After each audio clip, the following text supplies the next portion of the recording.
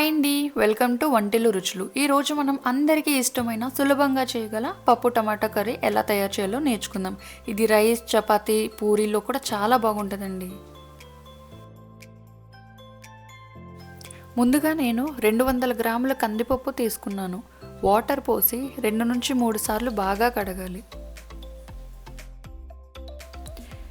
కడిగాక water పోసుకొని ఒక అరగంట పాటు నానబెట్టుకొని పక్కన పెట్టుకోవాలి. ఈలోపు నిమ్మకాయ సైజ్ అంత చింతపండు తీసుకొని ఒకసారి కడిగి వాటర్ పోసి నానబెట్టుకోవాలి. 5 టమాటాలు, 1 ఉల్లిపాయ, 2 పచ్చిమిర్చి కట్ చేసి పక్కన పెట్టుకోవాలి.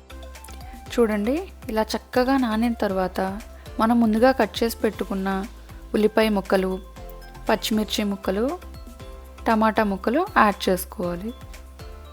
1/2 టీ స్పూన్ పసుపు, 1 టీ స్పూన్ కారం, 1 టేబుల్ స్పూన్ ఆయిల్ వేసుకొని కుక్కర్ మూత పెట్టుకొని 3 విజిల్స్ వచ్చేంత వరకు స్టవ్ మీద పెట్టుకోవాలి. మనం ఆయిల్ యాడ్ చేయడం వల్ల ప్రెషర్ రిలీజ్ అయినప్పుడు వాటర్ పైకి పొంగదు. ప్రెషర్ అంతా పోయాక మూత తీసి తగినంత కల్లుప్పు యాడ్ చేసి పప్పు గుత్తితో మెదుపుకోవాలి.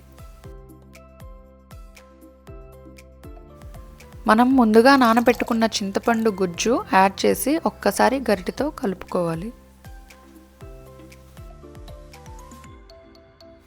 కొంచెం కొత్తిమీర చల్లి లో ఫ్లేమ్లో 3 నిమిషాలు ఉడికించుకోవాలి.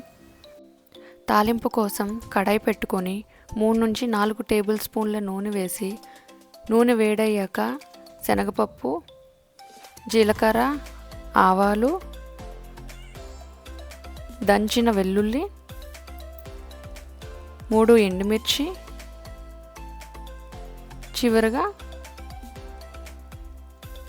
కరివేపాకు వేసి